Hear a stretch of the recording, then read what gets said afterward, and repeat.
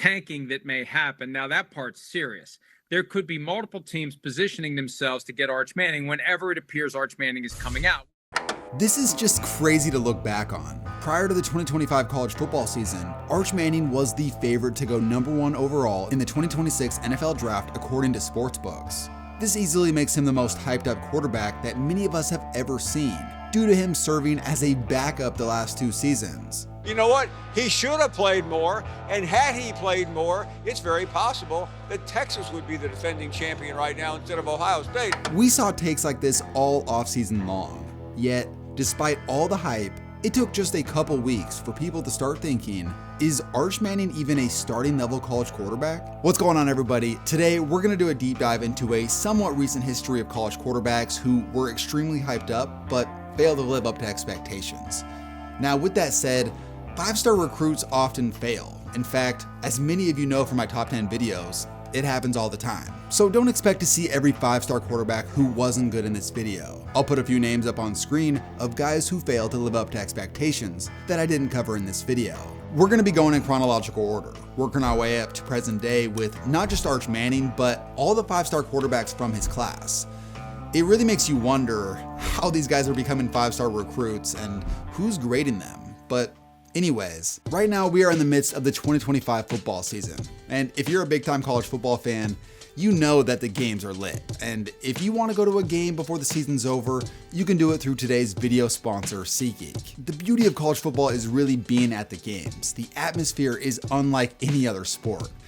And after recently moving to the South, you know, I got to go to some big boy college football. We got the Iron Bowl coming up in late November, and you know, I got to see what this Auburn-Alabama rivalry is all about. With over 28 million downloads, SeatGeek is the #1 rated ticketing app. There are more than 70,000 events every single day available on SeatGeek, including concerts, sports, festivals, and more. I love SeatGeek because they make ticket buying so simple, with a rating scale from 1 to 10, with the green dots meaning good and red dots meaning bad. Plus, every ticket is backed by their buyer guarantee.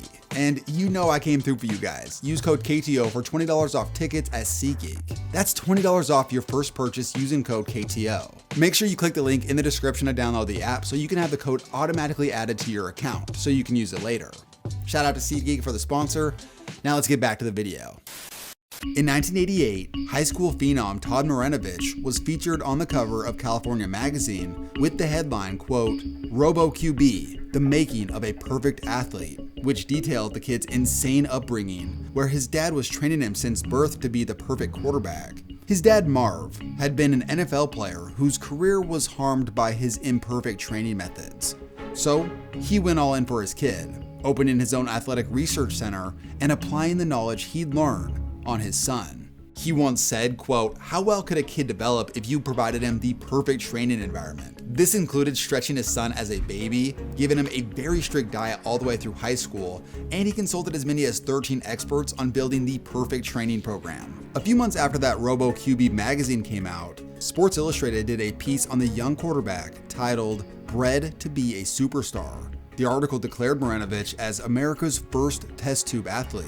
In high school, Todd Marinovich was a phenom, setting the all-time high school passing yard record, and was named the National Player of the Year by multiple media outlets. But once he got to college, things got turbulent. He became the first freshman to start at USC since World War II, and to be honest, his first season was pretty good. However, his play became erratic due to personal difficulties in year 2. In what was expected to be a national title contending team with a Heisman Trophy quarterback, instead USC lost critical games, and the most famous moment for Marinovich during the season was when he got into a yelling match with his coach on national TV. Despite the tough season, Marinovich was still viewed as an NFL quarterback and was selected in round 1 by the Raiders in 1991. But things did not go well. Ultimately, the story of Todd Marinovich is a cautionary tale. He's had a very difficult post-football career, with a long string of arrests and long-term substance abuse issues. There's actually a 30 for 30 that was made about him about 15 years ago, and if you haven't seen it, it's worth checking out. And let me tell you something about Notre Dame. In the next 4 years, they're going to win the national title at least twice, and Ron Paulus will win the Heisman Trophy at least twice. In 1993, Ron Powlus was supposed to become the best quarterback in Notre Dame history. Notre Dame had been an absolute powerhouse for years, and in 1988, they had won the national championship, and ever since Lou Holtz took over, they had been a consistent top 5 program year in and year out. Considering the magnitude of this program at the time, and bringing in this level of a prospect in Ron Powlus, it's safe to say that people thought this team was going to dominate like you heard, and they did not live up to expectations. Powlus suffered a broken collarbone prior to his freshman season, and once he recovered, he took over as the starter. The team began as the number 2 team in the AP poll in 1994, and they finished 6-5. Then over the next 3 seasons, Notre Dame was a decent team, but not in national title contention, and Powlus finished his career on an underwhelming note, going 7-6 as a senior with the worst numbers of his career. In the end, he was actually kind of decent. He set the all-time career records for passing yards and touchdowns. However, when you're expected to win multiple national titles and multiple Heismans, it's safe to say that he was overhyped. He went on to go undrafted in 1998, and he would go on to be a practice squad quarterback in the NFL, and he even played in NFL Europe. And the young man from Danville, California, Kyle Wright. They all say that Kyle Wright demonstrates great leadership characteristics, Gary. In 2005, Kyle Wright was set to take Miami back to the national championship. In the early 2000s, the University of Miami was peak college football. In 2001, they produced one of, if not the greatest college football team of all time. They went on to win the national championship that year. And in 2002, they got back to the national title, but they lost to Ohio State. Well, in 2003, Canes fans had to be psyched when they landed the top pro-style quarterback in the country in Kyle Wright. The University of Miami was dubbed Quarterback U at the time, and Wright was possibly going to be the best of all of them. When he finally got his chance to start, he was pretty solid in 2005, leading the ACC in touchdown passes, which ramped up the expectations to another level in 2006. That year, Wright was a preseason Heisman Trophy candidate, and the Canes were expected to be a national title contender. Only that didn't happen. Miami's chances of going back to the national championship were gone by Game 3 after a crushing loss to V-Tech, where Kyle Wright played poorly enough that his own fans booed him. Wright never captured the success he had his first season, and he went on to throw more interceptions than touchdowns in his final 2 years as Miami fell into obscurity. In 2007, the team finished 5-7, which was their most losses in a season since the 70s. Wright was not drafted into the NFL. Now, for this next player, when it comes to getting a big lesson in humility and getting served a slice of humble pie, man, there might not be a better example. In 2005, Ryan Perrilloux was seen as the heir apparent to Vince Young at Texas. The high school phenom was expected to keep the Longhorns in national title contention, only it never happened because he changed his mind on signing day and committed to LSU. Infamously, Perrilloux held a press conference when he signed to LSU, and he said that as a true freshman, he was going to win the Heisman Trophy. The following question was saying something along the lines of, "They already have Jamarcus Russell, what about him?" And Perrilloux responded, "Jamarcus who?" Well, as a true freshman, he did not win the Heisman Trophy. And in year 2, he threw 3 passes all year as the 3rd string quarterback, so safe to say that his first claim did not come true. In year 3, things didn't change all that much. He actually served a suspension for some off the field issues, and he served as the team's backup for the most part. He would see action in a few games that season, which included stepping in for an injured Matt Flynn in the SEC Championship, and actually showing promise in that game. However, constant off-the-field issues and violating team rules led Perrilloux to being kicked off the team prior to the 2008 season. After 3 tough seasons at LSU, Perrilloux transferred to lower division Jacksonville State, and there he actually did have some success, but whenever a 5-star recruit has to transfer to a lower division school, it's safe to say that they were overhyped. Perrilloux went undrafted in 2010, and for Texas, it's safe to say that they got the last laugh in the recruiting process because their backup plan for Perrilloux when they recruited him ended up being Colt McCoy. Speaking of Colt McCoy, back in 2010, some of you may remember the national championship where he got injured and backup Garrett Gilbert had to come in versus Alabama in what was basically just about the toughest situation you could ever ask a true freshman backup to try and handle. Although he had some rough turnovers that day, he found his rhythm in the second half, and by the fourth quarter, he was playing well, and he had brought Texas within 3, and they had a chance to go win the game, but they just couldn't get it done. Regardless, Colt McCoy was gone after that season, and people were feeling pretty good about the state of Texas football because when they had gotten Garrett Gilbert out of high school, he was considered one of the greatest quarterbacks in the country. When he was in high school as a sophomore, one coach said that he was the greatest quarterback he had ever seen. And during his recruitment as a senior, Jackie Sherrill, a college coach, said that he was the best quarterback he had seen since Dan Marino. So it's safe to say the bar was pretty high for Garrett Gilbert. Well, Texas began 2010 in the top 5, and after starting 3-0, things completely fell off the rails. The Longhorns finished 5-7, their worst finish in 14 years. Gilbert threw 10 touchdowns and 17 interceptions in a season he and Texas fans were hoping to quickly forget. The game fans probably remember most is when he threw 5 interceptions versus Kansas State. The following year, after a couple of games, Gilbert was demoted to backup, and he would never play at Texas again.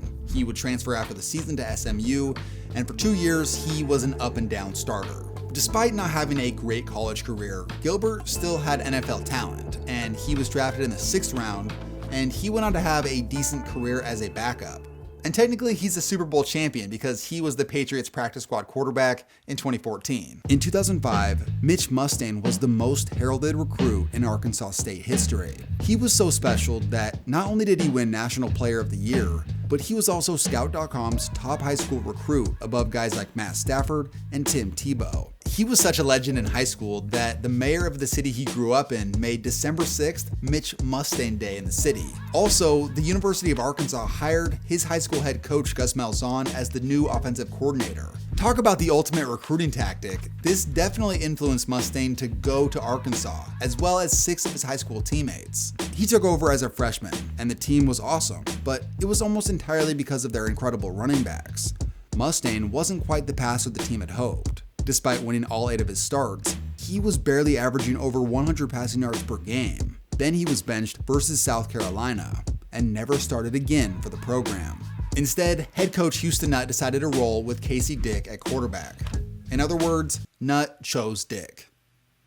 Anyways, Mustain chose to leave after the season. Gus Malzahn had found a new school to go to, and Mustain transferred to USC. But after he got to USC, he did not win the team's starting job. He ended up being the 3rd string quarterback, and just to try to find playing time, he ended up trying out at punter, but he didn't get the full-time gig. Over the 3 years he was at USC, Mustain got very little playtime, and ended up kind of just drifting into obscurity.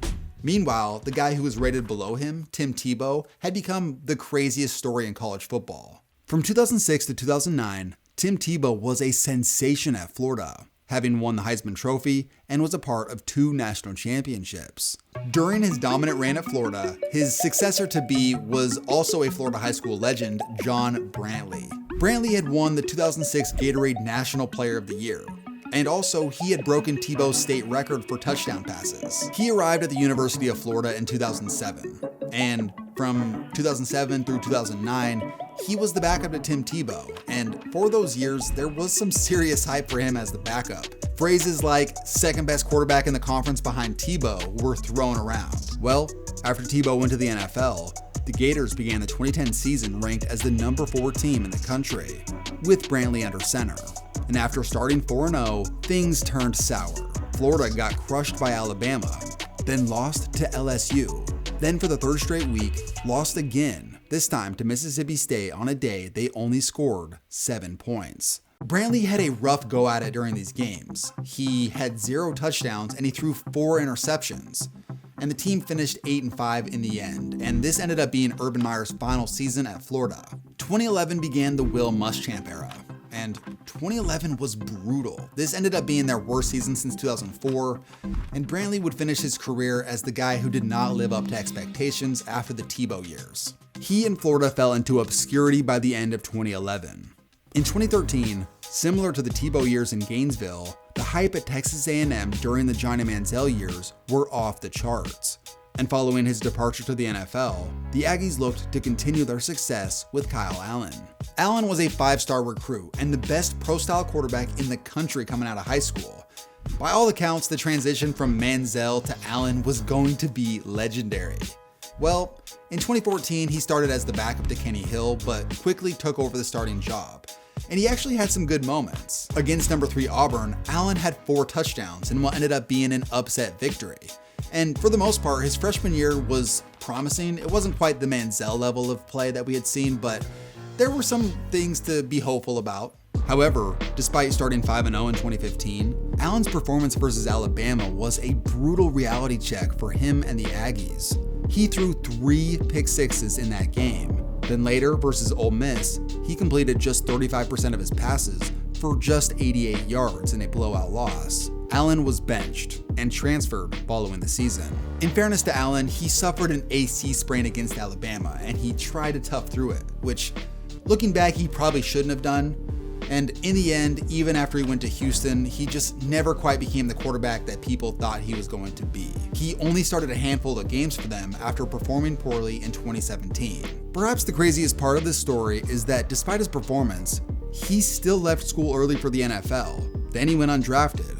And yet, to this day, he is still in the NFL, currently in his 8th season. He's mostly been a backup, but still, it's pretty crazy to go from a 5-star bust to a longtime pro. In 2020, Clemson still had Trevor Lawrence leading the way, but they were feeling great about who they had as his successor, the former 5-star DJ Uiagalelei. Listed at 6'4" and 245 pounds, DJ got his first action in 2020 when Lawrence ended up testing positive for COVID and was out for a few weeks. And in his absence, DJ performed well. He led a comeback victory versus Boston College, then he threw for over 400 yards and 2 touchdowns versus Notre Dame. So after Lawrence left for the NFL, Clemson was supposed to be great. They were ranked number 3 to start the season, and DJ was going to take over college football. That was the expectation. However, that did not happen. On opening day versus Georgia, DJ played poorly. Clemson ended up losing 10-3, and the only touchdown of the game was a pick 6 thrown by DJ. He went on to throw more interceptions than touchdowns as Clemson fell out of national title contention after their 3rd loss of the season. In 2022, DJ improved, but not enough to hold onto his starting job. He was benched during the ACC championship game and subsequently entered the transfer portal the following day. DJ spent a year at Oregon State, where he did well enough to come back to big-time college football, so he transferred again, this time to Florida State. And Florida State was coming off of that season where they had started 13-0 before Jordan Travis's injury, so this team was expected to be good, and they brought in DJ to hopefully keep that train rolling. That did not happen with DJ though. In 5 starts, he struggled mightily, and he ended up being benched, and the team finished 2-10. After he went undrafted and later scored a touchdown in a preseason game, his dad blasted FSU. He reposted a tweet blaming FSU for his son's failures. Now, DJ is on the Chargers practice squad. So now we arrive to today, and the current situation that we have with not just Arch Manning, but all of the 5-star quarterbacks from that 2023 high school class. Let's run through all of them really quickly. The number 1 recruit in the country was Malachi Nelson. Nelson ended up throwing 3 passes at USC, then transferred to Boise State, where he served as the backup, and now he's at UTEP. The number 2 recruit was Dante Moore. Moore struggled at UCLA, then transferred to Oregon, where he served as Dylan Gabriel's backup, and now he's a starter and actually playing well. The number 3 recruit was Jackson Arnold. Arnold was at Oklahoma for 2 years and ultimately got benched in 2024. He's now at Auburn. And finally, the number 4 quarterback and 5th overall recruit from 2023 was Arch Manning. Despite being the 4th ranked quarterback of that class, Arch is by far and away the most popular. For the previous 2 years, everyone wanted to see this guy play, and every time he got into the game, the crowd went nuts. He actually performed well when filling in for the starter, specifically versus Mississippi State in 2024. But in 2025, the hype clearly was not warranted. Everyone guaranteed this guy was going to be the best quarterback in the country and future number 1 overall pick, but there is some glaring issues in his game currently. And I just watch Arch, I just go, he doesn't have a great feel for the position. And then his physical attributes aren't great either. So it's like, what's he really doing? And in fairness, he didn't create any of this. It was all the media. The media created this hype because of his name. People have noted his ugly throwing motion, lack of accuracy, and lack of feel when in the pocket. And it really makes you wonder, did Steve Sarkisian see this coming over the last 2 years and just couldn't do anything about it? But hey, just because you don't live up to the hype immediately doesn't mean you can't be successful. Look at one of our previous examples, Kyle Allen. He was never as good as he was expected to be in college. And despite that, he has still carved out a long pro career, making millions in the process. Allen, looking left, back of the end zone, Greg Olsen, touchdown again.